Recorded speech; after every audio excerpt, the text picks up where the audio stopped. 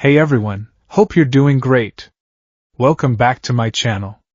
In today's video, we'll dive into what if Deku was granted godlike strength from Zeus at age 12 and his son Hercules from Disney trained him for 3 years to control it, taught him how to fight and taught him the true meaning of a true hero and how to be a true hero and encouraged him to always have confidence and to follow that vow for life. And Deku does so by using what he learned from Hercules to defend himself and to protect others that are getting bullied and give them hope, and the students, teachers, staffs and principal no longer cares if he's quirkless and they love him and see him as a hero except Katsuki and his 2 boys who still bully him but gets ignored, and he doesn't ask All Might if he can be a hero, believing he might tell him to be realistic, but instead intends to prove himself at the UA entrance exam, and he gets accepted into UA High. And Class 1 students along with Eraserhead find out he's quirkless but strong without a quirk, and they accept him and see him as a true hero except Katsuki, and Hitoshi Shinso is the next wielder of One for All.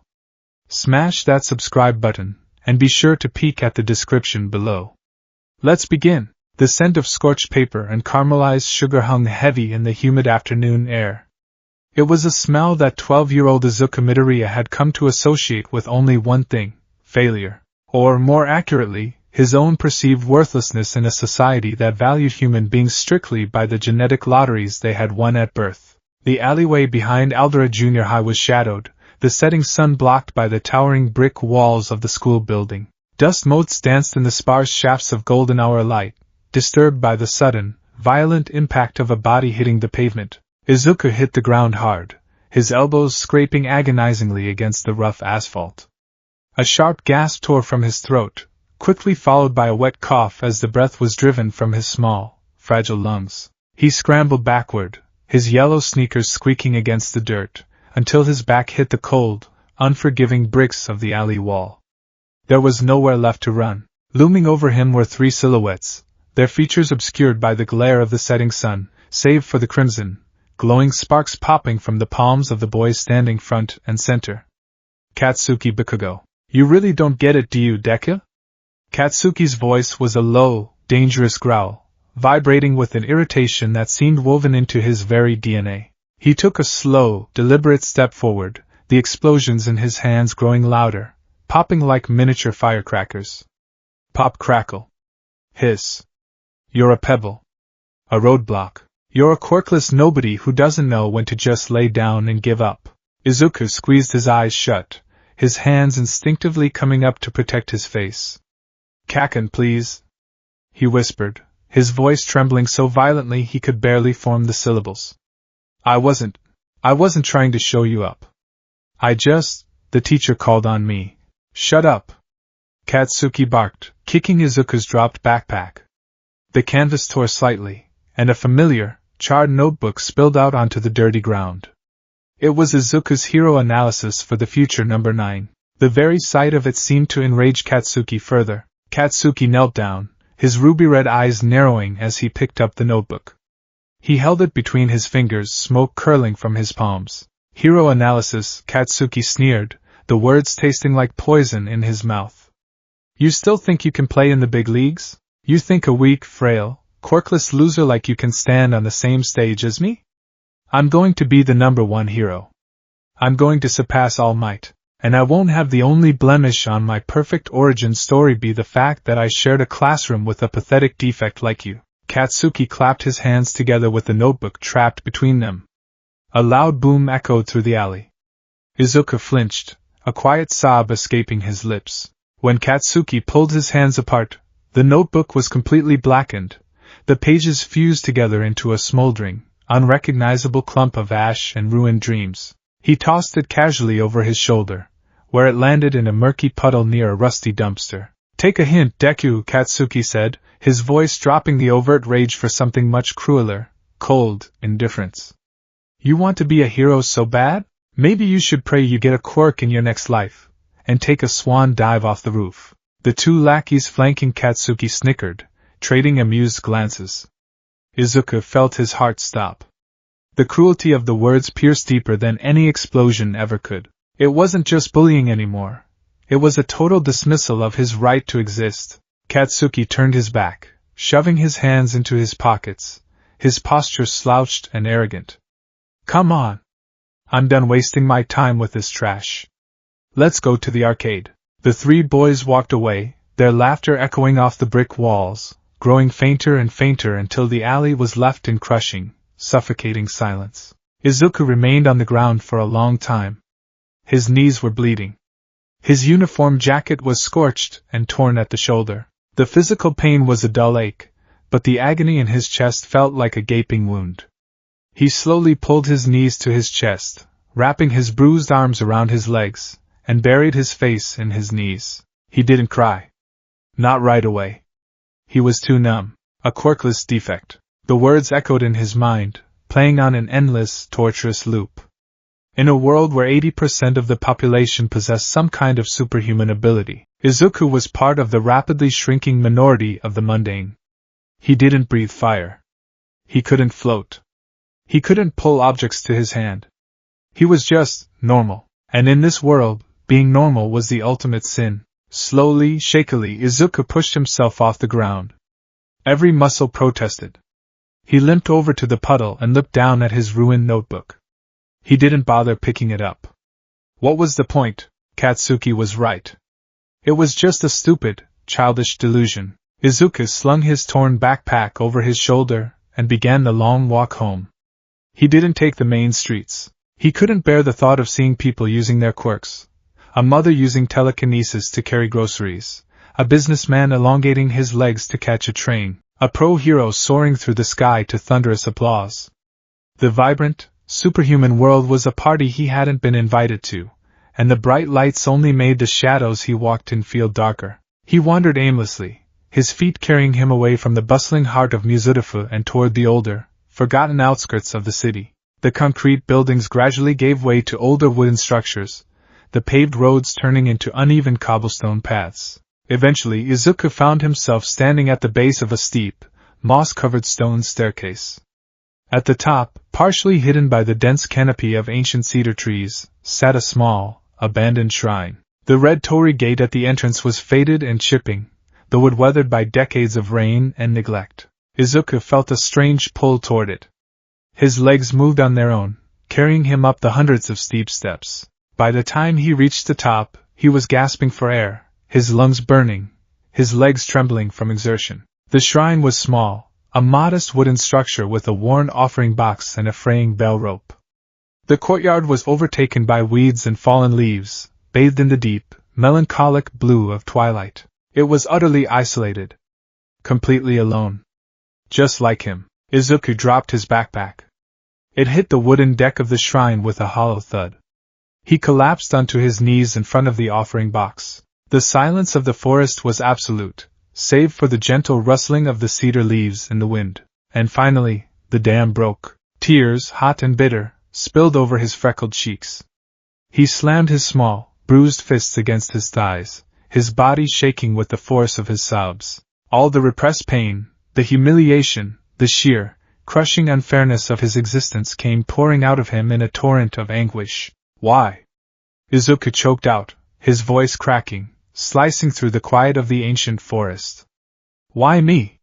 Why was I the one born broken? He looked up at the darkening sky, the first few stars beginning to pierce the veil of twilight. He didn't know who he was talking to.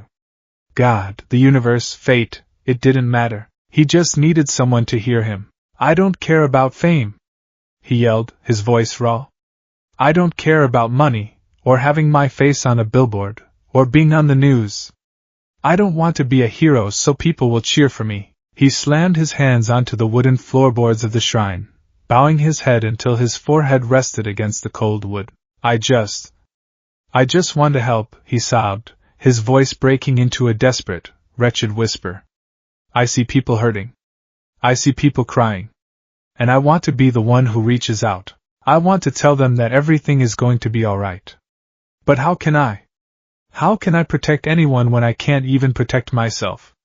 Is it really so wrong to want to save people without a quirk? Am I really just a useless Deku? He closed his eyes, the tears soaking into the old wood beneath him. Please, he whispered into the empty air. If anyone is listening, if there's anyone up there, please. Just give me a chance. I promise I won't waste it. I just want to be strong enough to be a shield. Please." His plea faded into the wind, carrying up through the branches of the ancient trees, drifting higher and higher into the darkening sky. Far above the atmosphere, far beyond the reach of the pro-heroes and the villains, and the mundane struggles of the modern world, lay a realm of myth and majesty, Mount Olympus. It was a place of impossible architecture, where marble pillars the size of skyscrapers supported domes of solid gold, and clouds as solid as earth served as the foundation for the gods. The air here vibrated with cosmic power, a symphony of divine energy that had existed since the dawn of time. In the center of the grandest hall, lounging on a throne carved from a single, massive thundercloud, sat the king of the gods. Zeus was a figure of overwhelming presence. He was massive, his chest barrel-like and rippling with divine muscle, his skin glowing with a faint, inner light.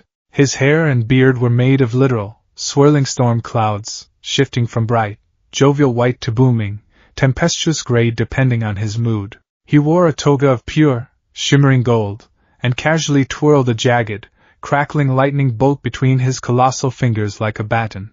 Zeus let out a booming sigh, leaning his chin on his free hand as he peered down through a scrying pool made of starry mist at his feet. "Mortals," Zeus rumbled, his voice like distant thunder.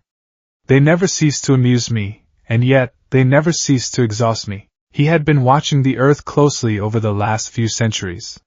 He had seen the dawn of the quirks, a genetic anomaly that had given the humans powers akin to demigods. At first, it had been entertaining. Fire breathers, shapeshifters, humans who could manipulate the very elements.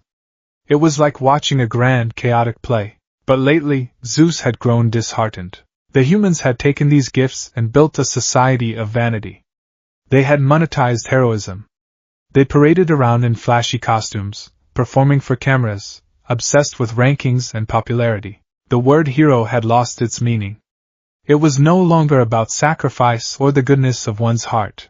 It was a profession, a status symbol, a means to an end. "Where is the virtue?" Zeus muttered, tossing his lightning bolt into the air and catching it. "Where is the heart? They have all this power, and yet their spirits are as frail as dry twigs." He waved his massive hand over the scrying mist, preparing to banish the image of Earth and perhaps go bother his brother Poseidon for a game of celestial chess. But as his hand passed over the mist, a sound drifted up from the cosmos. It wasn't a loud sound. It wasn't the roar of a stadium or the crash of a villain's attack.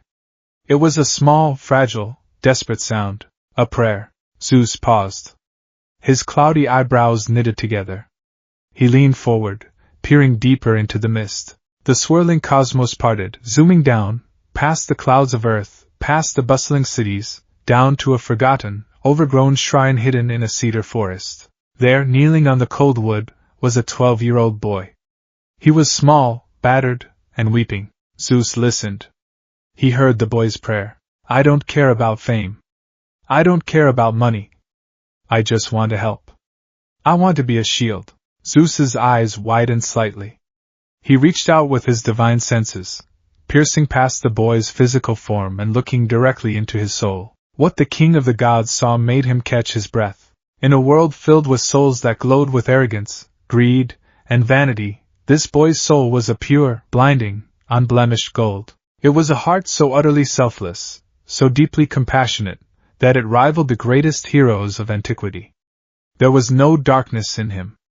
No desire for vengeance against those who had wronged him. Only a desperate, consuming desire to protect others. "Well, I'll be," Zeus whispered, a slow, wide grin spreading across his face, his cloudy beard turning a bright, jovial white.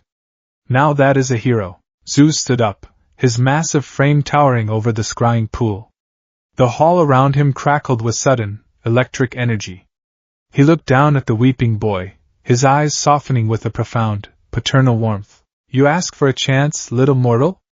Zeus bellowed, though his voice was contained within the divine realm. "You ask for the strength to be a shield? To protect the weak in a world that has forgotten the meaning of true heroism?" Zeus raised his right hand. The lightning bolt he held began to shift. The harsh, jagged blue-white electricity smoothed out, transforming into a brilliant, warm, liquid gold. It radiated pure, divine vitality. The essence of Olympus. The strength of the gods. The world has cast you aside because you lack their flashy parlor tricks, Zeus said, his eyes locking onto Izuku through the mist. They call you weak. They call you useless. But they are blind. A hero is not measured by the fire in his hands, but by the fire in his heart. And your heart, Izuku Midoriya, burns brighter than the sun. Zeus pulled his arm back, his golden toga snapping in the sudden, divine wind.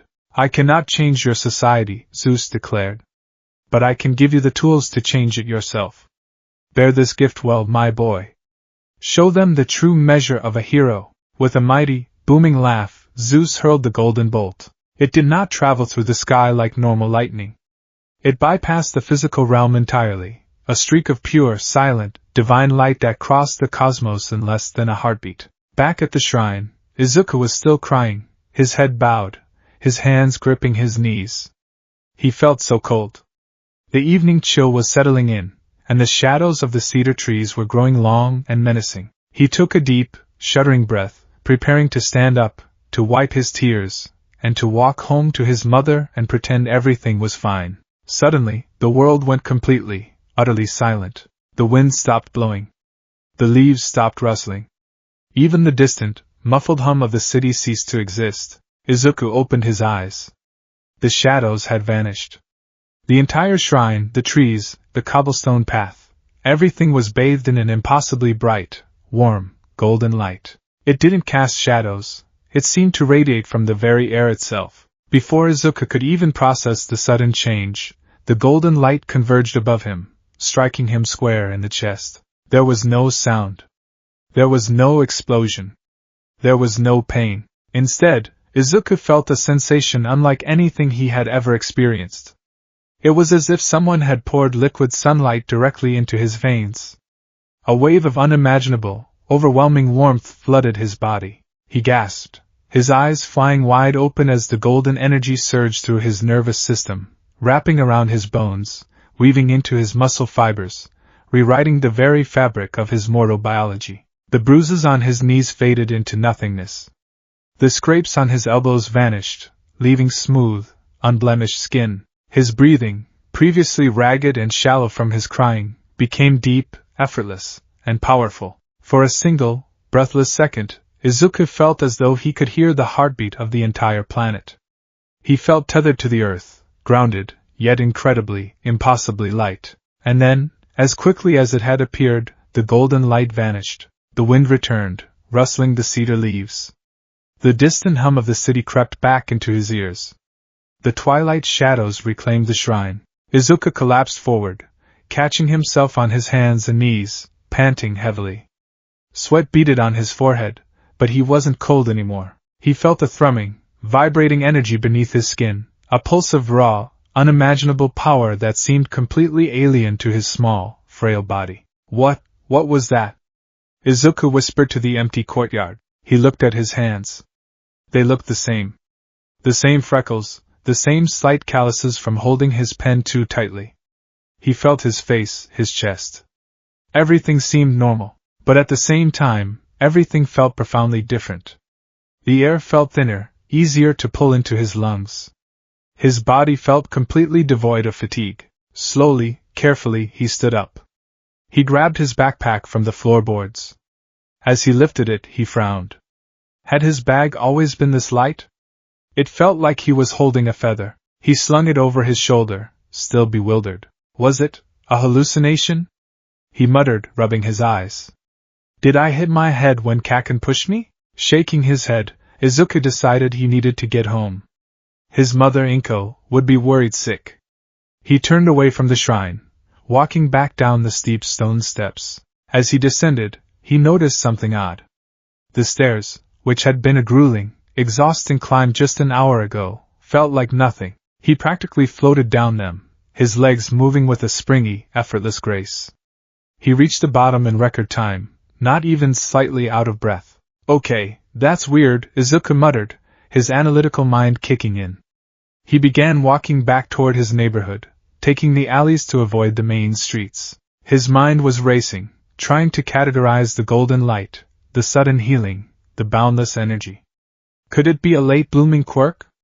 No, that was impossible. The doctor had shown him the X-rays when he was 4. He had the extra toe joint. He was fundamentally, genetically quirkless. Lost in thought, Izuku rounded a corner near his apartment complex. As he did, he realized he still had something in his pocket. He reached in and pulled out a charred, blackened fragment of paper. It was a single, surviving scrap from his destroyed hero notebook. The sight of it brought the crushing reality of his day back down on him. The golden light might have healed his scrapes, but it hadn't changed who he was. He was still Deku. Sighing heavily, Izuku approached a large, industrial steel dumpster sitting in the alley behind a convenience store. He looked at the scrap of paper, a tear pricking his eye, and decided it was time to let go. He tossed the scrap toward the open lid of the dumpster, but a sudden gust of wind caught the paper, blowing it past the opening and causing it to slip down the side of the dumpster, wedging itself tightly between the heavy steel lid and the rim. Great, Izuku mumbled. He stepped forward to retrieve it, wanting to throw it away properly. He reached out, his small, freckled fingers grasping the edge of the heavy, reinforced steel lid of the dumpster, intending to lift it just an inch to free the paper. He didn't brace himself. He didn't strain. He just casually pulled upward. Screech snap. The sound of shearing, tearing metal was deafening in the quiet alley. Izuku froze. He wasn't holding the lid open an inch. He was holding the entire lid.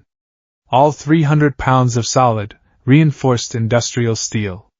He was holding it above his head, suspended in the air. He blinked, staring up at the massive slab of metal resting effortlessly in his right hand.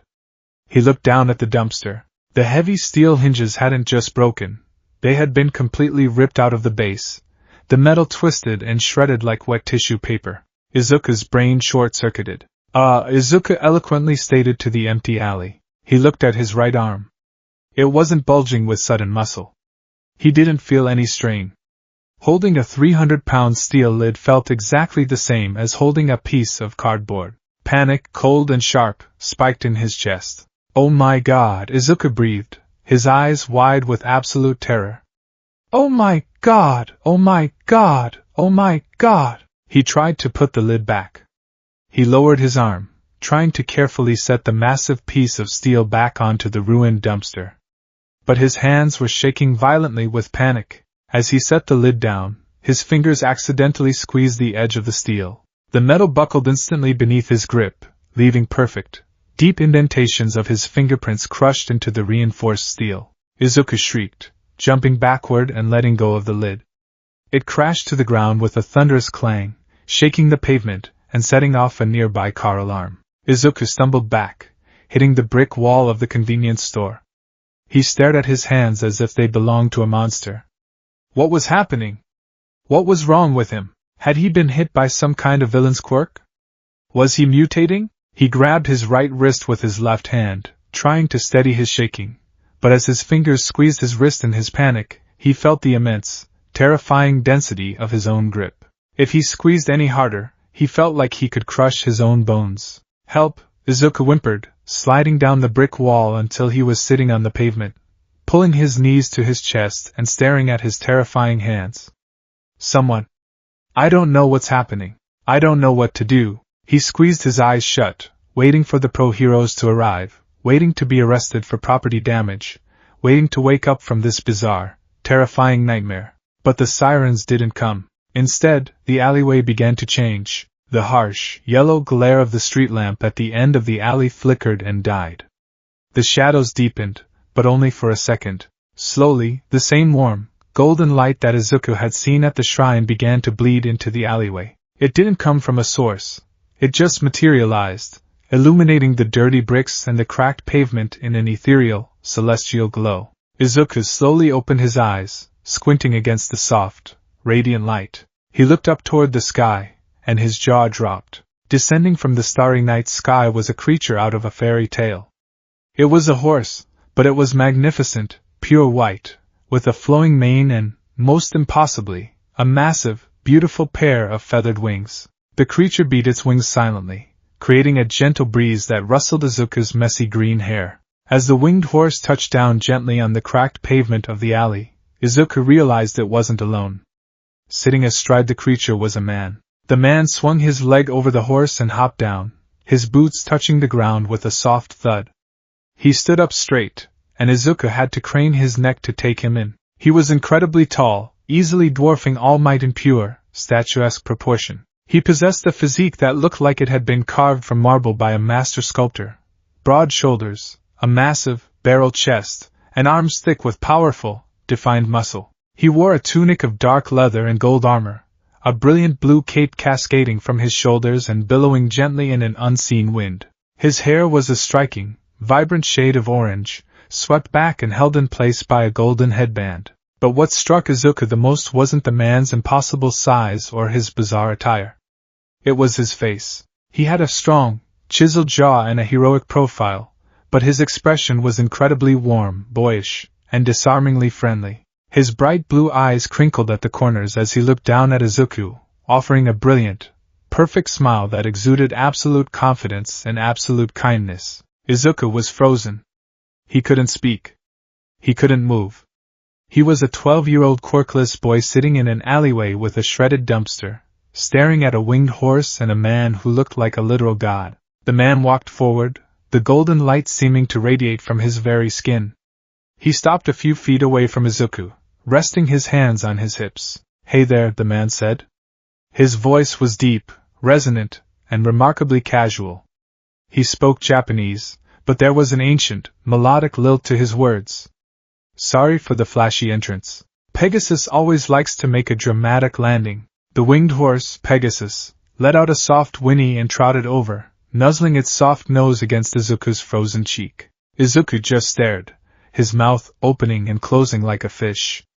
Finally, his brain managed to reboot enough to form a single, trembling word. What?" The man chuckled, a warm, booming sound that made Izuku feel inexplicably safe. He knelt down so he was closer to Izuku's eye level, his blue cape pooling on the dirty pavement. "Take it easy, kid," the man said gently, holding up his hands in a placating gesture. "I know this is a lot to take in." The golden lightning, the sudden burst of power, accidentally ripping the lid off a 300-pound dumpster. "It's a lot for a first day. Believe me, I know. I used to accidentally destroy entire marketplaces when I was your age." Izuku's eyes widened to the size of dinner plates. You know about the dumpster? Wait, the golden lightning, did you do that?" The man smiled, shaking his head. "Me? No. That wasn't me. That was my old man. You see, kid, you sent up a pretty powerful request earlier today, and the big guy upstairs, Zeus, well, he's got a soft spot for people with good hearts. He heard you. He saw what kind of person you are. And he decided to give you a gift." Izuku's mind was spinning so fast he felt dizzy. Zeus? As in, the Greek god? From the myths? But that's impossible. Quirks are biological. They come from the genetic. Whoa, slow down, Brainiac, the man laughed, reaching out and gently tapping Izuku on the forehead. "Forget about quirks for a second. This isn't biology. This isn't genetics. This is magic, divine magic. Zeus granted you a fraction of his own power. He granted you the strength of the gods." Izuku stared at the man, then looked down at his own hands, the hands that had just crushed solid steel like clay. "Strength of the gods," he whispered, the words sounding absurd on his tongue. He looked back up at the massive, orange-haired man. If Zeus gave this to me, then who are you?" The man's smile widened, a mixture of pride and friendly charm. He stood up, striking a heroic pose, hands on his hips, his cape catching a sudden, dramatic gust of wind. "I'm glad you asked. I'm Hercules," he declared, his voice echoing slightly in the alley. He dropped the pose, chuckling slightly. "Hero of Olympus, slayer of the Hydra, and, well, I guess you could call me your new big brother." Izuku blinked.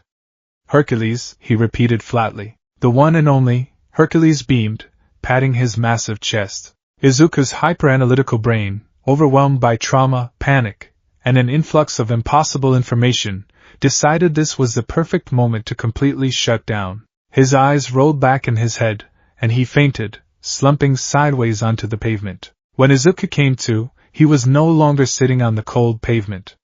He was sitting on a pile of empty cardboard boxes that had been surprisingly arranged into a somewhat comfortable makeshift bed. He bolted upright, gasping for air, his eyes darting frantically around the alley. "Easy, kid, easy." Izuku snapped his head to the side. Hercules was sitting on a concrete parking block a few feet away, casually peeling an apple with a small dagger. Pegasus was nearby, happily chewing on a stray tuft of weeds growing through a crack in the pavement. It wasn't a dream. It was all real. Izuku pulled his knees to his chest, trembling slightly. You're really Hercules. And I really have godlike strength, Hercules finished, tossing Izuku the freshly peeled apple. Izuku caught it perfectly, a reflex he didn't know he had. "Yeah. You do. And let me tell you, kid, you're lucky I asked my dad to let me come down here." Hercules stood up, walking over to the mangled dumpster. He looked at the twisted steel hinges and the handprints crushed into the lid. He let out a low whistle. "You see, having the strength of a god is great," Hercules said, turning back to look at Izuku, his expression turning a bit more serious. "But it's a double-edged sword. You don't know your own strength yet. You see this dumpster? Tomorrow, this could be a door you're trying to open. Or a friend you're trying to hug. If you don't learn how to control this power, you're going to hurt people." Izuku felt a cold knot form in his stomach. He looked down at his hands, terrified of them all over again. I don't want to hurt anyone. I wanted to protect people. I wanted to be a hero, like All Might, but I'm just Deku. I'm clumsy. I'm useless. I can't even stand up to Kaken. How am I supposed to control the power of a god? Tears pricked Izuku's eyes again. He felt incredibly small, incredibly overwhelmed. The universe had given him exactly what he asked for, and he was already messing it up. Suddenly, a massive, warm hand rested on Izuku's shoulder. Izuku looked up. Hercules was kneeling in front of him again. The legendary hero's face wasn't pitying, nor was it disappointed. It was filled with deep, profound understanding. "Deku, huh?" Hercules asked softly. "Is that what they call you?" Izuku nodded, looking down at his lap. "It means useless. Because I was born without a quirk. I've always been weak. Look at me," Hercules said gently. Izuku slowly lifted his head, meeting Hercules' bright blue eyes. "When I was your age, I was a walking disaster," Hercules said, his voice quiet, stripped of its booming bravado. "I couldn't control my strength either. I destroyed half of my hometown by accident. People called me a freak. They looked at me like I was a monster. I felt completely alone, completely useless. I didn't know where I belonged." Izuku's eyes widened. He had read the myths of Heracles in school, the Greek tragedies of madness and trials. But looking at this man, hearing his gentle, sincere voice, Izuku realized he was looking at someone who truly understood his pain. The isolation. The feeling of being a defect. "But I found someone who believed in me," Hercules continued, a fond smile gracing his lips as he clearly remembered an old, sadder mentor. "He taught me that being a hero isn't about how much you can lift, or how many monsters you can punch. He taught me how to control my strength, yes, but more importantly, he taught me how to control my heart." Hercules squeezed Izuku's shoulder gently. Despite the immense power in the god's hand, the touch was as light as a feather. "Zeus didn't give you this power because you were strong, Izuku," Hercules said, using the boy's real name for the first time. "He gave it to you because you were weak, and yet you still wanted to protect others. You have the heart of a true hero. A heart of gold. And that is something you cannot train. You either have it, or you don't." Izuku stared at Hercules, a fresh wave of tears welling in his eyes. But this time, they weren't tears of sorrow or despair. They were tears of profound, overwhelming relief. For 12 years, society had told him he was broken. They had told him to give up. They had told him he was nothing. And here, an ancient god of heroism was looking him in the eye and telling him he was worthy. "I won't leave you alone to figure this out," Hercules promised, standing up and extending a massive hand toward Izuku. "I'm going to stay right here. I'm going to teach you how to control this strength. I'm going to teach you how to fight, how to stand tall, and most importantly, how to be the hero you were born to be. Are you with me, little brother?" Izuku looked at Hercules' outstretched hand. He looked at the mangled dumpster, a testament to the raw, terrifying power now slumbering in his veins. He thought of Katsuki, telling him to take a swan dive off the roof. He thought of his mother, apologizing to him while crying. He thought of all the people out there who were hurting, who were crying out for a shield. Izuku wiped the tears from his eyes with his sleeve. He took a deep breath, steeling his resolve. The fear was still there, a cold whisper in the back of his mind, but it was overshadowed by a sudden, blazing fire in his chest. A spark from Olympus, igniting the soul of a hero. Izuku reached out, placing his small, trembling hand into Hercules' massive grip. "I'm with you," Izuku said, his voice shaking, but his eyes burning with absolute determination. "Please teach me. I want to be a hero." Hercules smiled, a brilliant, blinding expression that seemed to light up the dark corners of the alleyway, chasing away the shadows of Izuku's past once and for all. He easily pulled Izuku to his feet, clapping him on the back. "All right then," Hercules boomed, his cheerful bravado returning in full force. "We've got a lot of work to do. But first things first. We need to find a place where you can break things without giving your city's public works department a heart attack. You know any good junkyards around here?" Izuku blinked, his mind flashing to a specific location he had seen on his walks. "Actually, yeah. There's an illegal dumping ground on the coast. Dagoba Municipal Beach. It's covered in trash. Nobody goes there." "Perfect," Hercules cheered, turning to Pegasus, who let out an excited whinny. "Tomorrow after school, meet me at this beach. Wear some clothes you don't mind getting dirty. We start your training from square one.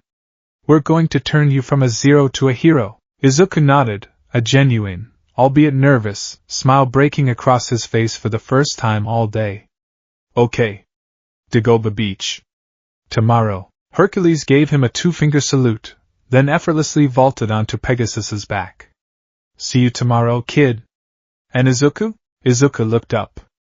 "Yes?" "Keep your head up," Hercules said softly, the moonlight catching his heroic features. "You're not a nobody anymore. You're a child of Olympus. Walk like it." With a powerful thrust of its wings, Pegasus launched into the air. The golden light flared brilliantly for a second, forcing Izuku to shield his eyes. When he lowered his arms, the alleyway was empty, returned to the quiet, mundane stillness of a normal Japanese evening. Izuku stood alone in the alley. He looked at the mangled dumpster. He looked at his hands. He slowly clenched his fists, feeling the thrumming, impossible power humming beneath his skin. He wasn't quirkless. He wasn't weak. He wasn't Deku. "Keep your head up." Izuku took a deep breath. He rolled his shoulders back, straightening his spine. For the first time in his life, he didn't slouch. He didn't try to make himself small. He stood tall, looking up at the stars twinkling above the city skyline. He turned and walked out of the alley, his footsteps light and purposeful, a golden spark shining brightly in the dark. The journey of the greatest hero the world had ever known had just begun. The morning sun filtered through the thin curtains of Izuku Midoriya's bedroom, casting long, dusty beams across walls plastered with All Might posters. For the first time in his 12 years of life, Izuku did not wake up feeling a heavy, sinking dread in his chest. Instead, he woke up feeling light. He blinked, rubbing the sleep from his eyes, and sat up. His mattress gave a loud, protesting creak. Izuku froze. He looked down at his hands. The events of the previous evening, the alleyway, Katsuki's cruel words, the prayer at the shrine, the golden lightning, and the literal god of strength who had descended from the sky, rushed back into his mind with dizzying clarity. It hadn't been a dream. Izuku swallowed hard. He carefully, agonizingly slowly, reached out to grab his All Might alarm clock to check the time. He kept his fingers loose, imagining the plastic was made of wet tissue paper. He managed to press the snooze button without crushing the device, letting out a breath he didn't realize he was holding. "Okay," Izuku whispered to himself. "Okay. Just be careful." The morning routine was a terrifying exercise in hyper-awareness. Squeezing the toothpaste tube resulted in a geyser of mint paste hitting the bathroom mirror. Closing the refrigerator door dented the stainless steel just enough to be noticeable if one looked closely. Walking down the hallway felt like navigating a minefield. Every step held the potential to send his foot straight through the floorboards. By the time he made it to school, Izuku was drenched in a cold sweat. Sitting at his desk, he kept his hands flat on his thighs, terrified to even hold his pencil lest he snap it into splinters. Katsuki Bakugo kicked Izuku's desk as he walked past, a menacing scowl on his face. "Out of my way, Deku." Normally Izuku would have flinched, apologized profusely, and shrunk into himself. But as Katsuki's foot hit the metal leg of the desk, Izuku felt the kinetic energy transfer through the wood. He could feel exactly how much force Katsuki had used. It was, objectively speaking, infinitesimal. Katsuki felt frail. Izuku looked up. He remembered the words from the alleyway. "Keep your head up." Izuku didn't apologize. He didn't flinch. He just looked at Katsuki, his green eyes calm and steady, and silently shifted his legs. Katsuki stopped, his crimson eyes narrowing in suspicion and irritation at the lack of reaction, but the teacher walked in before he could ignite his palms. The school day passed in a blur. The moment the final bell rang, Izuku grabbed his backpack and sprinted out the door. He didn't run at full speed. He was fairly certain if he pushed his leg muscles to their new limit, he would shatter the linoleum hallway and break the sound barrier. But he jogged briskly toward the coastline. Dagoba Municipal Beach was a scar on the edge of Mizurufu. Once a beautiful, sandy coastline, changing ocean currents had turned it into a dumping ground for the city's refuse. Mountains of rusted refrigerators, broken tires, rotting furniture, and decaying electronics piled up stories high, completely blocking the view of the ocean. The air smelled of salt, rust, and stagnant water. Izuku slipped through a gap in the chain-link fence, his yellow sneakers crunching on broken glass and seashells. "Over here, kid!" Izuku looked up. Sitting atop a towering mountain of crushed sedans and ruined washing machines was Hercules. The demigod was dressed slightly differently today, wearing a simple leather tunic and dark pants, his massive arms bare and gleaming in the afternoon sun. Pegasus was grazing nearby, somehow finding a patch of uncontaminated seagrass. Hercules casually hopped off the 3-story-high pile of junk. He didn't bend his knees to absorb the shock. He simply landed, the sand cratering beneath his leather sandals with a loud THOM, sending a shockwave of dust into the air. "Glad you could make it." Hercules grinned, walking over and giving Izuku a friendly pat on the back. Even holding back, the pat sent Izuku stumbling a few steps forward. "Sorry, still getting used to your center of gravity. You ready to get to work?" "Yes, sir," Izuku said, bowing deeply. "I'm ready to get stronger. I'm ready to train." Hercules chuckled, a deep, rumbling sound. He crossed his massive arms. "Whoa, hold your horses, Izuku. Or, well, hold your Pegasus. You've got it backwards." Izuku blinked, confused. Backwards? Most heroes, the mortals with quirks, the bodybuilders, the athletes, they spend their entire lives training to push their limits, Hercules explained, pacing back and forth on the sand. They want to hit harder, run faster, lift heavier. They train to break through their ceilings. Hercules stopped and pointed a thick finger at Izuku. "You don't have a ceiling anymore. My father's gift bypassed your mortal limits completely. If you wanted to right now, you could punch that mountain of cars into the ocean. You could jump over a skyscraper. Your strength is, for all intents and purposes, absolute." Izuku stared at his hands, his heart racing. "Absolute. Which is why," Hercules continued, his tone turning dead serious, "our training isn't about getting stronger. It's about getting weaker." "Weaker?" "Restraint," Hercules corrected. He walked over to a rusted, waterlogged refrigerator half buried in the sand. "Watch." Hercules flicked the side of the refrigerator with his index finger. Clang boom. The massive metal appliance was launched off the beach like a cannonball. It soared in a perfect, terrifying arc, shrinking into a tiny dot before splashing violently into the ocean half a mile away. Izuku's jaw hit the sand. "That," Hercules said, turning back to the boy, "is what happens when you don't pay attention. You have the power to level cities, Izuku. If you try to save a civilian from a burning building and you grip their arm too tightly, you'll tear it off. If you try to apprehend a purse snatcher and punch them with even a fraction of your real power, you will turn them into red mist. Divine strength without divine control is a curse. Izuku swallowed, the gravity of the situation crashing down on him. He wasn't just holding a weapon, he was the weapon. A walking, talking weapon of mass destruction. So, Hercules clapped his hands together, instantly lightening the mood. Rule number 1 of Olympus training: we learn to treat the world like it's made of gossamer and spun glass. Come over here. Hercules walked to a small, relatively clean wooden table he had set up near the water's edge. On top of the table was a standard cardboard carton of 12 white eggs. Your first trial, Hercules announced dramatically, gesturing to the carton. Pick up an egg. Hand it to me. Without cracking it, Izuku stared at the eggs. That's it, Hercules smiled. Go ahead. Izuku stepped up to the table. He took a deep breath. This seemed easy enough. He reached out with his right hand, his thumb and index finger hovering over a pristine white egg. He focused. He told his muscles to be gentle.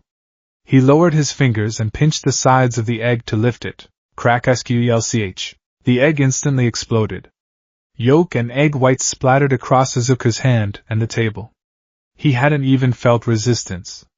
It was as if he had squeezed a pocket of air. Ah, Izuku gasped, pulling his hand back as if he'd been burned. I'm sorry. I didn't mean to. Don't apologize, Hercules said calmly, wiping a speck of yolk off his cheek.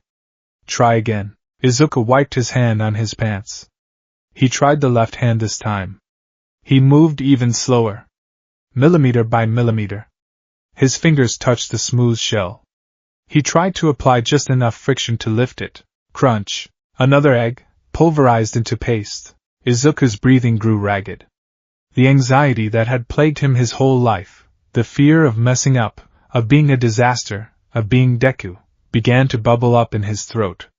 He tried a third time. Snap. A fourth. Squish. By the time the carton was empty, the table was covered in a sticky, yellow mess, and Izuku was on the verge of tears, his hands shaking violently. I can't do it, Izuku whispered, his shoulders dropping. It's too much. I can't feel the limit. I'm going to destroy everything I touch. Stop right there, Hercules said, his voice firm but entirely devoid of anger. He grabbed a rag and handed it to Izuku. Wipe your hands. As Izuku cleaned the mess, Hercules leaned against a pile of tires. You're treating your body like it's an enemy, Izuku. You're tense. You're anticipating the failure before you even make the attempt. Your muscles are reacting to your anxiety, making you twitchy. How do I fix it? Izuku asked desperately. Close your eyes, Hercules instructed.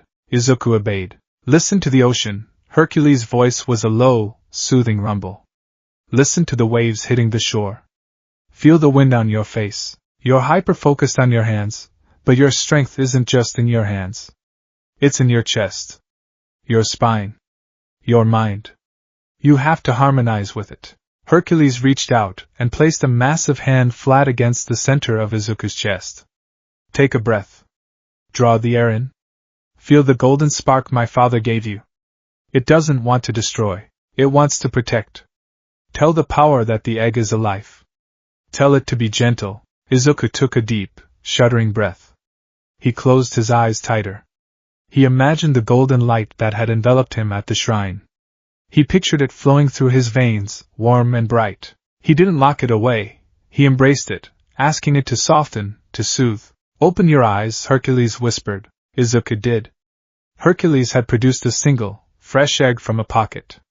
He placed it on the clean corner of the table. Try again. Izuku exhaled slowly. He didn't stare at his hand this time.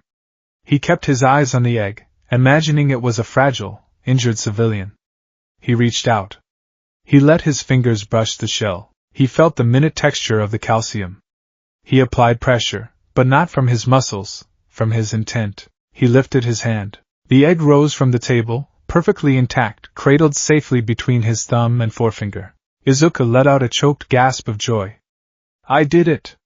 Hercules, look! I did it! Good, Hercules beamed proudly. Now, do it 10,000 more times. The first 6 months of training at Dagoba Beach were agonizingly mundane. Izuku did not throw a single punch. He didn't lift a single heavy object. Instead, Hercules put him through a grueling regimen of absolute micro-control. They started with a pavement test.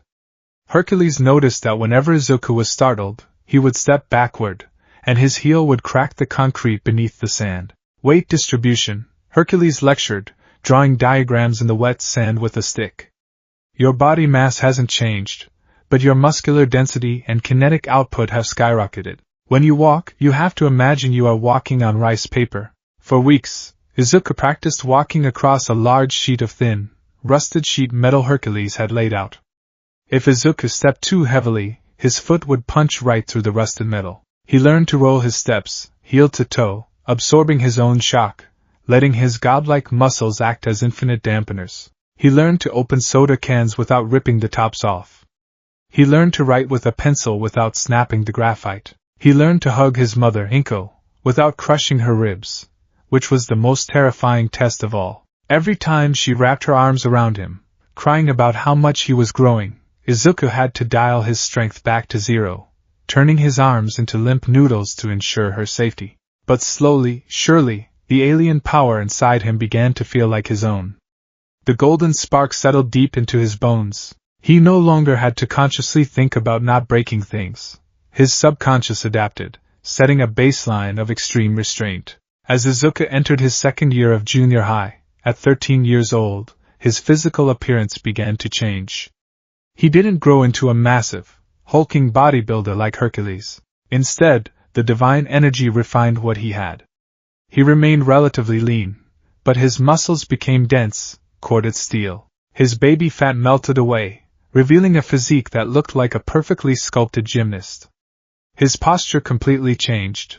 He no longer hunched his shoulders to hide from the world. He stood straight, moving with a fluid, silent grace that unnerved some of his classmates, especially Katsuki. Katsuki continued to throw insults, but they bounced off Izuku like paper wads off a brick wall. Izuku simply didn't care anymore. He had a secret. He had a purpose. One brisk autumn afternoon, Izuku arrived at Dagoba Beach to find a section of the trash completely cleared away, leaving a flat, sandy arena roughly the size of a boxing ring. Hercules was standing in the center, wrapping his massive hands in leather strips. He looked up, a fierce, competitive grin on his face. "All right, kid," Hercules called out, tossing a pair of heavy, padded mitts toward Izuku. "You've mastered the art of not turning the world to dust. Now it's time to learn what to do when the world hits back." Izuku caught the mitts, his heart leaping with excitement. "Combat training? Exactly," Hercules nodded, cracking his neck. "Now you could just stand there and let villains break their fists on your jaw. You're tough enough. But a true hero minimizes collateral damage and ends fights quickly and efficiently. I'm going to teach you Greco-Roman wrestling, pancration, and classic boxing. We are going to turn you into a tactical brawler." The next year and a half was a blur of sweat, sand, and bruises. Even with godlike strength, Izuku found himself constantly ending up face down in the dirt. Hercules had thousands of years of combat experience. He knew every hold, every strike, every counter. But Izuku had something Hercules had never anticipated: a terrifyingly brilliant, hyper-analytical mind. For years, Izuku had obsessively studied pro-heroes. He had filled dozens of notebooks with breakdowns of quirks, fighting styles, momentum shifts, and weaknesses. Now, he applied that same obsessive analysis to Hercules. During one sparring session, Hercules threw a heavy right hook. Izuku didn't try to block it. Blocking a punch from Hercules, even a held-back one, felt like getting hit by a bullet train. Instead, Izuku ducked, noting the slight shift in Hercules' left foot, recognizing it as a tell for a follow-up grapple. Izuku pivoted, using Hercules' own forward momentum against him. He grabbed the demigod's massive wrist, dropped his own center of gravity, and executed a perfect judo throw. Hercules' eyes widened in shock as his feet left the ground. He crashed into the sand with a tremendous boom, sending a geyser of seawater splashing into the air. Izuku stood there, panting, his fists raised, waiting for the retaliation. Instead, Hercules sat up, spitting out a mouthful of sand, and burst into uproarious laughter. "By the gods!" Hercules roared, slapping his knee. "You actually threw me! I haven't been tossed on my rear like that since Achilles. I notice you favor your right side when you strike, so your left foot always pivots inward to brace for a grapple, Izuku rambled rapidly, his analytical habit flaring up. If I interrupt the kinetic chain before your left foot plants, your center of gravity is completely exposed. Hercules looked at the boy, shaking his head in sheer awe. Kid, you have the brain of Athena and the punch of Ares. You aren't just strong. You're smart. You're thinking 3 moves ahead. Hercules stood up, brushing the sand off his tunic. All right. Let's incorporate that. Stop fighting like me. Fight like you. Use your brain. Analyze, adapt, and dismantle. Their sparring sessions evolved into high-speed games of physical chess. Izuku learned to read body language, predicting strikes before they were thrown. He learned how to deliver pulled punches, strikes that carried enough force to incapacitate a villain without causing permanent, lethal damage. He learned how to grapple, using his divine strength to create unbreakable locks and holds. He was becoming a master of close-quarters combat. A titan wrapped in the unassuming package of a freckled, green-haired teenager. It was late winter, a few months before Izuku's 15th birthday and the UA entrance exam.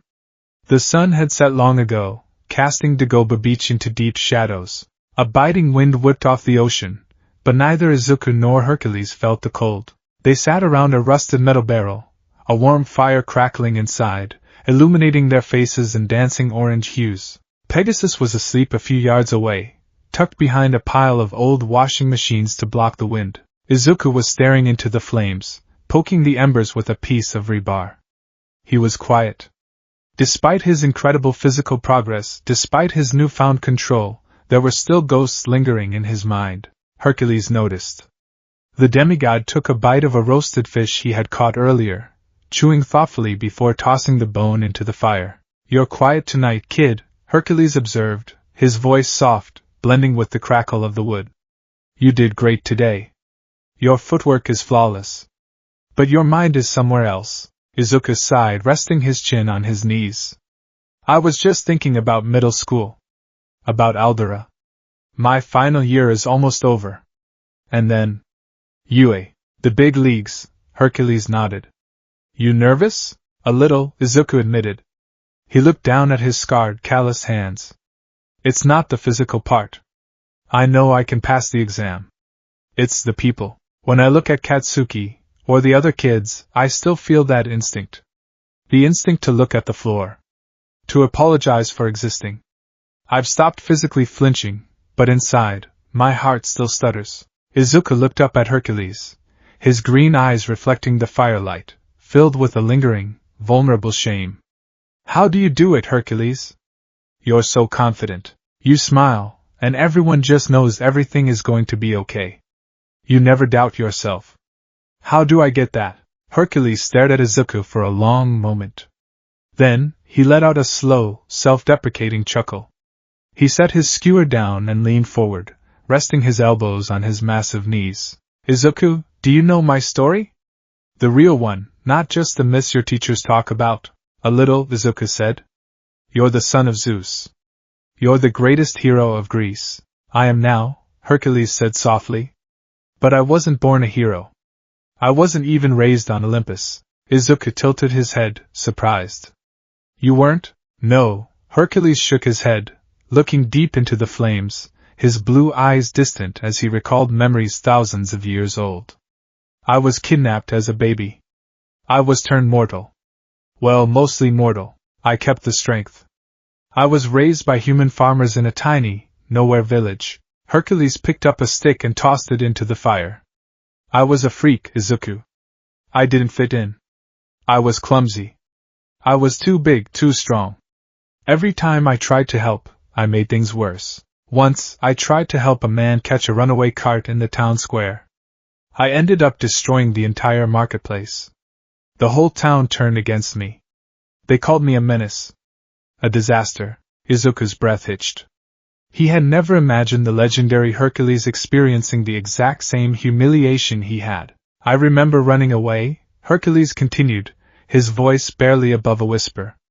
I remember sitting by a river, crying, begging the gods to tell me where I belong. I felt exactly the way you felt at that shrine. I felt like I was broken. Hercules looked up, meeting Izuku's shocked gaze. Confidence isn't something you are born with, kid. And it's not something you get just because you suddenly have big muscles. I didn't become confident until I met my trainer, Phil. He pushed me, he yelled at me.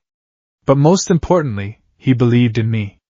He taught me that true strength, the kind of strength that matters, comes from the heart.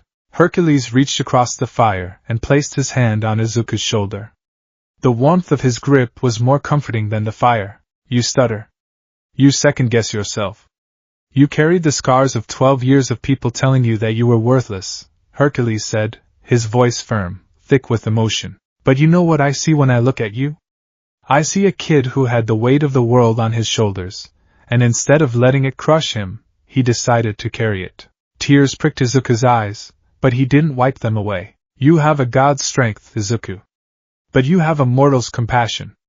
That is the greatest combination in the universe, Hercules declared. Katsuki Bakugo is a bully. He yells and screams because he is terrified of his own shadow. He is loud because he is weak. You are quiet because you are strong. You don't need to prove anything to him. You don't need to prove anything to anyone. Hercules stood up, his massive frame towering over the fire, casting a long, heroic shadow across the beach. When you walk into UA, you are not going to walk in as Deku, Hercules commanded, his voice rumbling with divine authority. You are going to walk in as Izuku Midoriya. My student. My little brother. You are going to hold your head up. You are going to look people in the eye. And you are going to show them that a true hero is measured by the size of his heart. Izuku slowly stood up. He wiped his face. He looked at the fire, then at Hercules. The lingering doubts, the ghosts of Aldera Junior High, the cruel laughter of the past, they didn't vanish completely. They were still scars. But for the first time, Izuku realized that scars didn't define him. They were just proof that he had survived. He rolled his shoulders back. He squared his stance.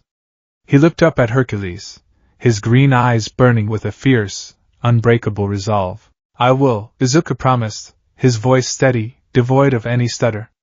I won't let you down, Hercules. I won't let Zeus down. I'm going to be a hero. Hercules smiled, that brilliant, boyish, blinding smile that could light up the darkest night. He pulled Izuku into a sudden, massive bear hug. This time, Izuku didn't need to go limp. He hugged his mentor back, his own corded muscles easily matching the pressure. I know you will, kid, Hercules laughed softly. I know you will. As the fire burned down to glowing embers, Izuku looked out over Dagobah Beach. Over the last 3 years, in between his training, he had used his strength to slowly clear the massive mountains of trash, throwing the heavy debris into specialized recycling dumpsters. Now, almost half the beach was pristine, white sand, ready to meet the ocean waves once more. It was a physical manifestation of his journey. The garbage, the doubt, the weakness, it was all being cleared away, leaving something pure, strong, and ready for the future. The training of a Titan was almost complete.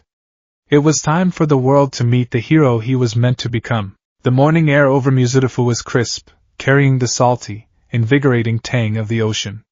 The sky was painted in brilliant, bleeding strokes of violet, crimson, and gold as the sun crested the horizon. Dagobah Municipal Beach was unrecognizable. 3 years ago, it had been a monument to the city's apathy, a towering, rusted labyrinth of forgotten trash, broken appliances, and shattered glass. It had been a place where people threw away the things they no longer valued. A place for the discarded. Now, as the dawn light washed over it, the beach was pristine. A vast expanse of pure, white sand stretched out toward the gently rolling waves of the Pacific. The water, no longer choked by toxic runoff and submerged debris, sparkled like a bed of sapphires. The seagulls had returned, their cries echoing in the peaceful quiet of the morning. It was a masterpiece of restoration. Standing in the center of this newly reclaimed paradise was a 15-year-old Izuku Midoriya. He was bare-chested, his school uniform folded neatly on a nearby piece of driftwood. The physical transformation he had undergone over the past 36 months was nothing short of miraculous. He had not grown into a hulking, towering giant like his mentor. Instead, the divine power of Olympus had sculpted his body into a masterpiece of kinetic efficiency. His muscles were dense, corded, and defined like the marble statues of ancient antiquity. A constellation of faint scars, earned not from bullying, but from the grueling, unyielding combat training of a god, crisscrossed his arms and torso. He took a slow, deep breath. His chest expanded, drawing in the cold morning air, and he held it. He closed his eyes, feeling the golden spark deep within his core. It was no longer a wild, terrifying storm of uncontrollable energy.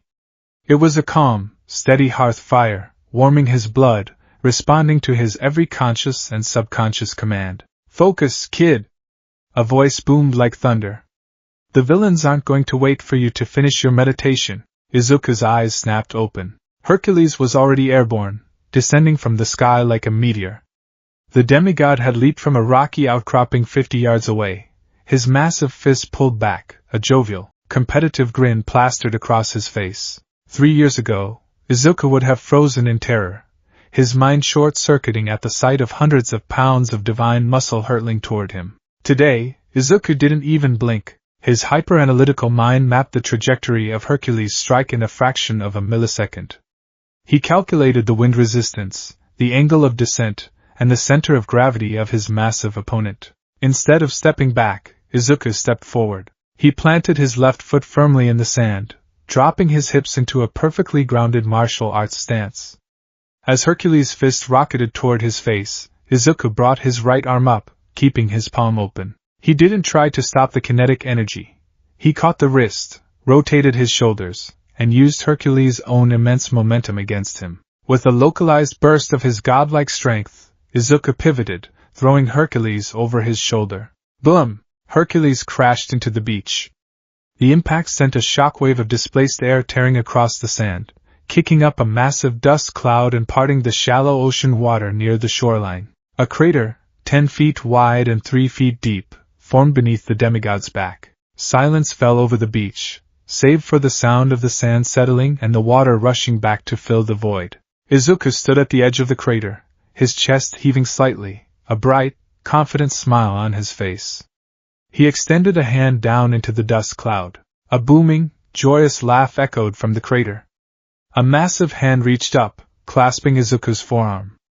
Izuku braced his legs and effortlessly hauled the 6'5", 300-pound hero to his feet. Hercules dusted the sand off his leather tunic, still chuckling. He rolled his shoulders, a look of profound, fatherly pride shining in his bright blue eyes. "Perfect," Hercules said, clapping Izuku on the shoulder.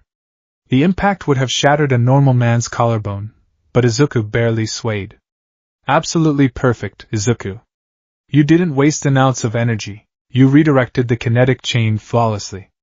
If I were a villain, my spine would be in traction right now. I noticed you telegraphed the leap by dropping your right shoulder a millimeter before you jumped," Izuku said, his voice steady, the old, nervous stutter entirely gone. "It shifted your center of gravity just enough for me to predict the angle of your strike." Hercules shook his head in awe. "You and that brain of yours. I swear, you could beat Ares in a game of chess while blindfolded. You've learned everything I have to teach you about combat, kid. You're a tactical genius wrapped in the strength of a titan." Izuku's smile softened, a wave of bittersweet emotion washing over him. He looked around the pristine beach, then back at his mentor. "Everything?" Hercules' jovial expression grew solemn. He looked out at the sunrise, the golden light reflecting in his eyes. The wind picked up, catching his blue cape, making it billow gently behind him. Pegasus, who had been resting near the dunes, trotted over, sensing the shift in the atmosphere. The winged horse nudged Izuku's shoulder affectionately. Izuku reached up, gently stroking the creature's soft white mane. "Yeah, kid." "Everything," Hercules said quietly. He turned back to Izuku, stepping closer. 3 years ago, I found a boy crying in an alleyway, begging the universe for a chance to protect people. A boy who thought he was worthless because he didn't have a quirk. Because society told him he was broken. Hercules reached out, placing both of his massive hands on Izuku's shoulders. His grip was firm, grounding, and radiating an immense, comforting warmth. "Look at this beach, Izuku," Hercules commanded gently. Izuku turned his head, surveying the miles of spotless sand. You didn't clear this beach with your strength alone, Hercules said. You cleared it with your dedication. Your patience. Your refusal to give up, even when it hurt, even when it was exhausting. My father gave you the spark, but you built the fire. Izuku felt a lump forming in his throat. He looked back at Hercules, his green eyes shimmering with unshed tears. I couldn't have done it without you.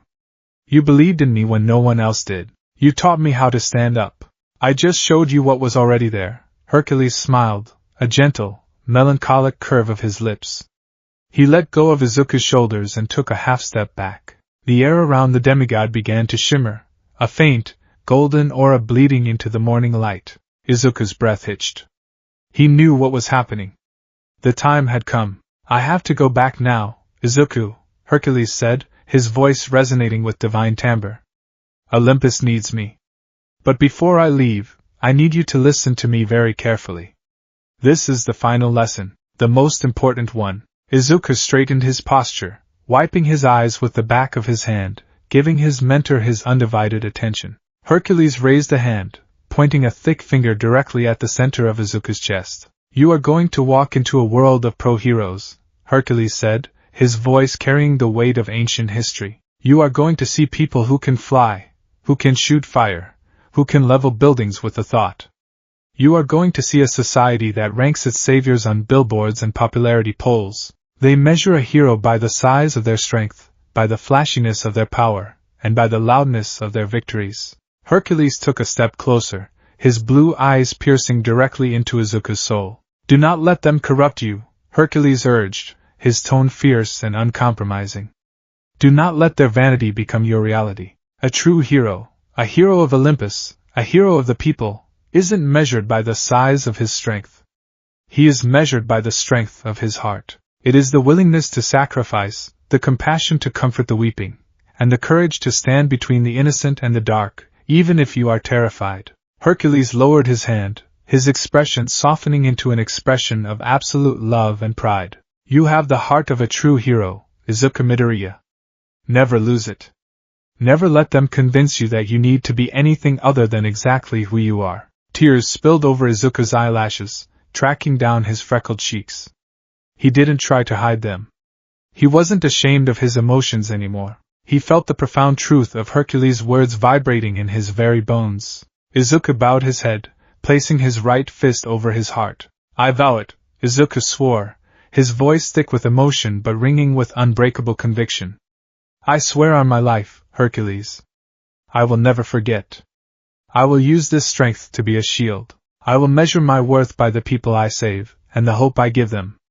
I will be a true hero. Hercules smiled, a brilliant, blinding expression that rivaled the rising sun. He stepped forward and pulled Izuku into a massive, bone-crushing embrace. Izuku hugged him back just as fiercely, burying his face in his mentor's leather tunic. I know you will, little brother, Hercules whispered, his own voice thick with emotion. I couldn't be prouder of you. Hercules pulled back, giving Izuku one last, affectionate ruffle of his wild green hair. He turned and vaulted effortlessly onto Pegasus's back. The winged horse reared up on its hind legs, letting out a magnificent, echoing whinny. This isn't goodbye forever, kid! Hercules called out, grabbing the reins. The golden aura around him flared brilliantly, merging with the morning sunlight. I'll be watching from the stars. Give hell at UA. With a powerful thrust of its massive, feathered wings, Pegasus launched into the air. The sheer force of the takeoff sent a gale-force wind across the beach, rustling the nearby trees. Izuku stood his ground, shielding his eyes from the blinding golden light as his mentor ascended higher and higher into the dawn sky, until he was nothing more than a brilliant, twinkling star that quickly faded into the blue. Izuku stood alone on the beach for a long time, the sound of the ocean waves washing over the sand. The air felt empty without Hercules' booming presence, but inside his chest, Izuku felt fuller than he ever had in his entire life. He looked down at his hands. They were no longer the trembling, fragile hands of a frightened, quirkless boy. They were the hands of a protector. He turned, grabbed his school uniform shirt, and pulled it over his head. The fabric stretched tight across his broad shoulders and chest. He grabbed his backpack, slung it over his shoulder, and began the walk back to civilization. It was time to face the world. The walk to Aldera Junior High was an entirely new experience for Izuku. For the majority of his life, this walk had been an exercise in invisibility. He had spent his mornings staring at his red sneakers, hunching his shoulders forward to make himself as small a target as possible. He would flinch when someone activated a loud quirk, or duck into an alleyway if he saw a group of older students laughing. Today, Izuku kept his chin parallel to the ground. His posture was impeccably straight, his spine aligned, his shoulders pulled back. He walked with a measured, fluid grace, each step deliberate and perfectly balanced. He looked at the people around him. He saw a man using a minor telekinesis quirk to juggle his keys. He saw a woman with slightly scaled skin walking her dog. He didn't feel jealous. He didn't feel inadequate. He just saw people living their lives. The crushing weight of his quirkless status, a label that had defined his entire existence, felt utterly irrelevant. As he approached the front gates of Aldera Junior High, he noticed a subtle shift in the atmosphere. Aldera was, like many middle schools, a hierarchy based entirely on quirk strength. Katsuki Bakugo ruled the school through fear, intimidation, and raw, explosive power. The teachers turned a blind eye because Katsuki's quirk was deemed heroic, and his grades were excellent. The weak were prey, and the strong were kings. Izuku walked through the front gates. He didn't scurry to the side of the courtyard. He walked right down the middle of the path. A few students paused their conversations, their eyes drawn to him. Izuku had always been a fixture of mockery, the designated punching bag, but the boy walking through the courtyard didn't look like a punching bag. The Aldera uniform, normally baggy on him, now fit snugly over a highly athletic frame. But it wasn't just his physique, it was the aura he projected. It was an aura of absolute, unshakable calm. Is that Midoriya? A second-year girl whispered to her friend, her eyes wide. Did he hit a late growth spurt or something? He's not slouching, a third-year boy noted, frowning in confusion. Why does he look so confident? Izuku ignored the whispers. He maintained his steady pace, his face a mask of polite tranquility. He was nearing the main entrance of the building when a sudden, sharp cry of pain shattered the morning chatter. Izuku stopped. His acute hearing pinpointed the source instantly. He turned his head toward the side of the gymnasium, a secluded alcove hidden from the main courtyard. Without a word, Izuku changed direction, his long, purposeful strides eating up the distance in seconds. As he rounded the corner of the brick building, he took in the scene with terrifying, analytical speed. A first-year student, a small boy with a minor mutation quirk that gave him rabbit-like ears, was pressed hard against the brick wall. His feet were dangling a foot off the ground. Standing in front of him was an intimidating third-year student named Tsubasa. Tsubasa had a quirk that allowed him to manipulate the density of the air directly around his hands, effectively creating localized gravity fields. He currently had his hand pressed against the first-year's chest, pinning him to the wall with crushing, invisible pressure. I told you, Longears, Tsubasa sneered, a cruel, arrogant smile on his face. This path is for third years only. You want to walk here, you pay the toll. Empty your pockets. The first year was gasping for air, tears streaming down his face. I don't have any money, please, it hurts. A few other students had gathered nearby, watching the scene unfold. Some looked uncomfortable, but no one stepped forward. No one wanted to draw Tsubasa's ire. The teachers were nowhere to be seen. It was the classic Aldera dynamic, the strong devour the weak. Izuku felt a flash of anger, hot and bright, ignite in his chest. He remembered the alleyway. He remembered the feeling of absolute helplessness. A true hero stands between the innocent and the dark. Izuku didn't shout. He didn't strike a dramatic pose. He simply walked forward. His footsteps were completely silent, his godlike muscle control absorbing every ounce of impact. Tsubasa didn't even know anyone was behind him until a hand rested gently on his shoulder. Tsubasa scoffed, not looking back. Back off, whoever you are. I'm busy teaching this fresh Mita. Let him go. The voice was quiet, calm, and perfectly level. But it carried a strange, heavy resonance, a baritone command that sent a sudden, inexplicable shiver down the spines of everyone in the alcove. Tsubasa frowned, turning his head. When he saw the mess of green hair and the freckled face, his initial surprise morphed into an ugly sneer. Deku?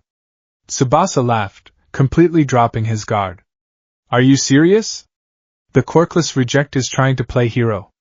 What are you going to do, cry on me? Tsubasa kept his right hand pinning the first year to the wall, and raised his left hand toward Izuku, the air warping around his palm as he activated his gravity quirk. Get lost before I flatten you like a pancake. Izuku didn't blink. He didn't take a defensive stance. He just looked at Tsubasa with an expression of profound, weary pity. I won't ask twice, Izuku said softly. Die, you little freak. Tsubasa roared, thrusting his left hand forward to unleash a wave of crushing gravity directly at Izuku's chest. What happened next was so fast that the onlookers' brains struggled to process it. Izuku didn't dodge. The invisible gravity wave hit his chest with enough force to crack solid concrete. Izuku didn't even sway. His posture remained utterly perfect. His school uniform fluttered slightly from the displaced air, but the godlike density of his muscles rendered the localized gravity attack completely moot. It was like a gentle breeze hitting a mountain. Tsubasa's eyes bulged in shock. What the? Before Tsubasa could process the failure of his quirk, Izuku's right hand shot forward. He didn't punch. He didn't strike. He simply reached out and grabbed a fistful of Tsubasa's uniform jacket, right beneath the collar. Izuku didn't tense his muscles. He didn't strain. He simply lifted his arm. Tsubasa, a 160-pound teenager, was hoisted into the air as effortlessly as if he were a hollow plastic mannequin. His feet left the ground, kicking frantically in the air. The invisible pressure pinning the first year vanished instantly, and the rabbit-eared boy dropped to the ground, coughing and gasping for air. Tsubasa panicked. He grabbed Izuku's wrist with both hands, activating his gravity quirk at maximum output, trying to force Izuku's arm down. The air around Izuku's wrist warped and shrieked with pressure. Izuku's arm remained locked in place, as immovable as a pillar of titanium. He didn't even flex. He held Tsubasa suspended in the air with a single hand, his face dangerously close to the bully's terrified eyes. Your quirk is impressive, Izuku said, his voice dropping to a low, authoritative rumble that seemed to vibrate in the air. But you are using it to terrorize people smaller than you. That doesn't make you strong. It makes you a coward. Tsubasa stared into Izuku's deep green eyes. For a terrifying second, Tsubasa didn't see the quirkless kid he had mocked for years. He saw an unfathomable, crushing presence. He felt an aura of power so vast, so incredibly dense, that it made his own gravity quirk feel like a child's parlor trick. He realized, with absolute, bowel-loosening certainty, that if the boy holding him wanted to, he could rip him in half like a piece of wet paper. I'm sorry! Tsubasa choked out, his arrogance evaporating into pure terror. I'm sorry! Let me down! Please! Izuku held him for 1 second longer, letting the lesson sink in. Then, with a gentle, controlled motion, he lowered Tsubasa back to the ground and released his collar. Tsubasa stumbled backward, clutching his chest, his eyes wide with fear. He didn't say another word. He turned and sprinted away down the hallway, fleeing as fast as his legs could carry him. Silence descended on the alcove. The gathered onlookers were staring at Izuku with their jaws hanging open. Izuku turned his back on the crowd and knelt down in front of the trembling first year. The boy flinched, instinctively raising his hands to protect his face. Izuku's expression softened instantly. The authoritative, terrifying aura vanished, replaced by a warm, gentle, brilliantly reassuring smile.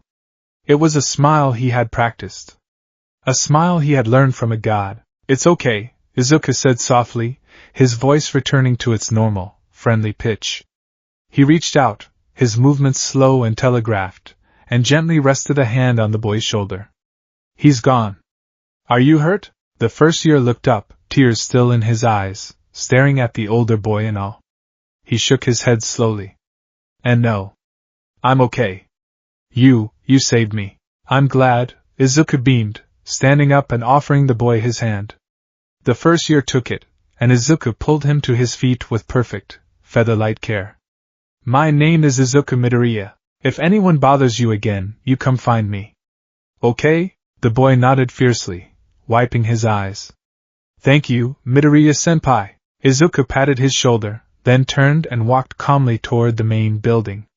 The crowd of onlookers hastily parted like the Red Sea, staring at him as if he had just grown a second head. By third period, the entire school knew. The rumor spread through Aldera Junior High like a wildfire. Did you hear?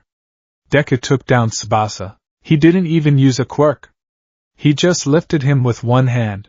Tsubasa hit him with full gravity, and he didn't even blink. But the rumors of violence were quickly overshadowed by something far more profound: Izuku's everyday behavior. In a society obsessed with flashy heroics, Izuku embodied a completely different, ancient kind of virtue. He didn't swagger down the halls looking for fights. He didn't boast about taking down a third year.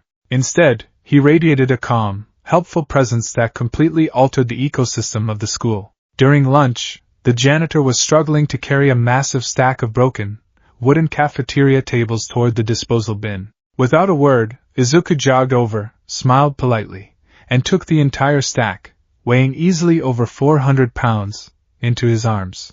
He carried them to the dumpster as if he were carrying an empty cardboard box, bowed to the stunned janitor, and went back to eating his rice ball. During science class, a heavy, metal shelving unit holding dozens of glass speakers suddenly gave way, snapping off the wall. Before the teacher could even scream, Izuku was there. He moved with a speed that defied logic, appearing beneath the falling shelf. He caught it with one hand, perfectly balancing the weight so not a single beaker rattled, and gently set it down on the floor. Midoriya, the science teacher stammered, adjusting his glasses in shock. How did you? That shelf weighs at least 100 kilos. It looked like the mounting brackets were rusted, sensei, Izuku replied politely, taking his seat as if nothing had happened. I can bring some tools tomorrow and properly secure it to the studs, if you'd like. The shift in the school's perception was seismic. For years, the students and staff had written Izuku off. Being quirkless meant being a liability. It meant being fundamentally inferior. But now, they were looking at a young man who possessed physical capabilities that rivaled pro heroes, combined with a selfless, humble maturity that was utterly alien to a junior high school. They didn't care if a doctor's chart labeled him quirkless. The label lost all meaning. By the end of the week, the name Deku had almost entirely vanished from the vocabulary of the student body. He was Midoriya. He was the quiet, immovable pillar of Aldera. Students who were being bullied sought him out. He didn't always fight. Often, his mere presence was enough. Bullies would take one look at his calm, unbothered expression, remember the stories of Tsubasa, and quickly decide to back down. Girls started leaving notes in his shoe locker. Teachers began asking him to help moderate disputes, trusting his calm, unbiased judgment. Even the principal, a man who had notoriously favored students with powerful quirks to boost the school's prestige, called Izuku into his office. Midoriya, the principal had said, pouring him a cup of tea. I don't know what kind of training regimen you've been on these past 3 years, and frankly, I don't care. The disciplinary incidents in this school have dropped by 80% in the last month. The students look up to you. You've brought hope into these halls. Thank you. Izuku had simply bowed, a warm feeling expanding in his chest. I'm doing it, Hercules. I'm being a shield. He was a hero. Not on a billboard, not on television, but right here, in the mundane, everyday lives of the people around him. But there was one person in Aldera who did not look at Izuku with admiration. One person who watched Izuku's rise with a boiling, volcanic rage that threatened to consume him. Katsuki Bakugo. For Katsuki, the universe was simple. He was the best. He was the strongest. He was the main character. Deku was a pebble on the side of the road, a pathetic reminder of the weak people Katsuki was destined to step on during his ascent to the top. But now, the pebble had become a mountain. Katsuki couldn't stand it. He couldn't stand the way the extras looked at Izuku with awe. He couldn't stand the way the teachers praised Izuku's character. But most of all, he couldn't stand the fact that Izuku was completely, utterly ignoring him. Izuku didn't flinch when Katsuki popped explosions in the classroom. Izuku didn't cower when Katsuki glared at him. Izuku treated Katsuki with the exact same polite, calm indifference he treated the weather. It was an insult Katsuki could not bear. It all came to a head on a Friday afternoon. School had let out, and the halls were emptying. Izuku was walking down the corridor, carrying a stack of textbooks he had volunteered to take to the library for the homeroom teacher. Hey! Deku! Izuku paused. He turned around. Standing at the end of the hallway was Katsuki. He was slouched, his hands stuffed into his pockets, his crimson eyes burning with a manic, furious intensity. Flanking him were his two usual lackeys, the boy with the elongated fingers, and the boy with the bat wings. They looked nervous, but they stood their ground behind their explosive leader. "Can I help you, Katsuki?"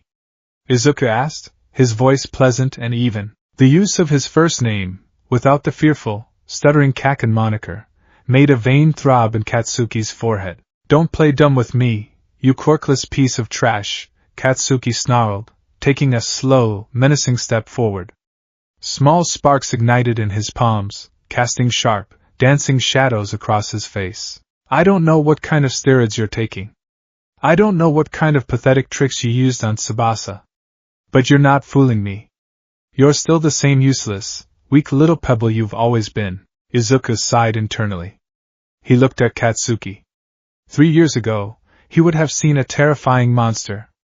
Now, with the wisdom of Olympus guiding his eyes, Izuku saw exactly what Hercules had told him to see. He saw a deeply insecure, terrified boy throwing a temper tantrum. "If you say so, Katsuki," Izuku replied mildly, turning back to carry the books to the library. "Don't turn your back on me," Katsuki roared, launching himself forward. He didn't use an explosion to propel himself, but he sprinted down the hall with terrifying speed, his right hand pulled back, intending to grab Izuku by the shoulder and blast him. The two lackeys braced themselves, fully expecting to see Izuku blown through a window. Izuku didn't drop the books. He didn't turn around quickly. He simply stopped walking. As Katsuki's hand closed over Izuku's shoulder, a few things happened in rapid succession. First, Katsuki detonated a localized explosion right on the fabric of Izuku's uniform. Boom! Smoke filled the hallway. The lackeys smirked, but as the smoke cleared, their smirks vanished. Izuku was still standing there. The shoulder of his uniform jacket was scorched and torn, revealing the pale, unblemished skin and dense, corded muscle beneath. Izuku hadn't been pushed forward a single millimeter. He hadn't flinched.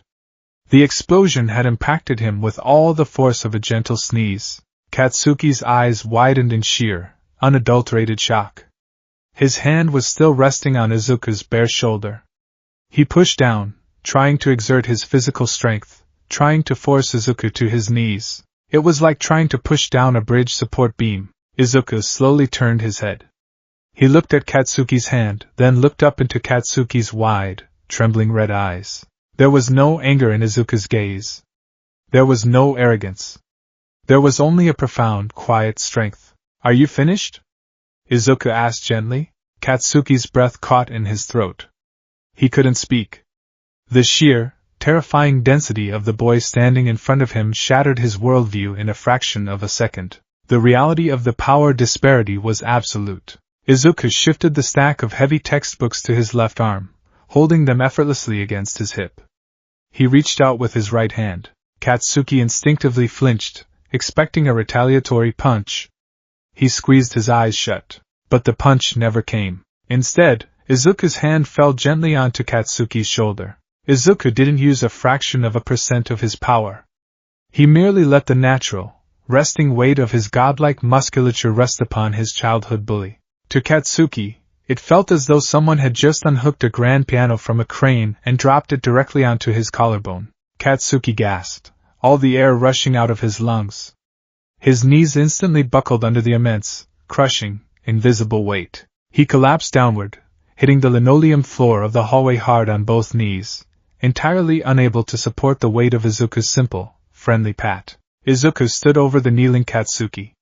The visual of the school's apex predator forced to his knees by a single touch was burned into the minds of the two terrified lackeys down the hall. Izuku leaned in close, his voice soft, ensuring only Katsuki could hear him. "A true hero isn't measured by how much destruction he can cause, Katsuki," Izuku said, echoing the words of his mentor. "A true hero uses his strength to protect people. To build them up. not to tear them down because he's afraid of being weak. Izuku removed his hand from Katsuki's shoulder. The crushing weight vanished instantly. You want to be the #1 hero? Izuku asked, his voice carrying no malice, only genuine advice. Then start acting like one. Because right now, you're just a bully with a loud quirk. Izuku stood back up, adjusting his grip on the textbooks. He offered Katsuki a warm, polite smile. Have a good weekend, Katsuki. Izuku turned and walked away, his footsteps calm and steady, disappearing around the corner toward the library. Katsuki remained kneeling on the linoleum floor. His hands were shaking violently.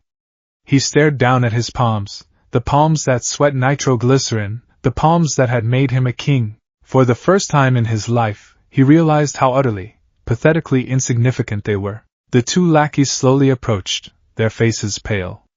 Bibakugo? Are you okay? Katsuki didn't scream. He didn't pop explosions.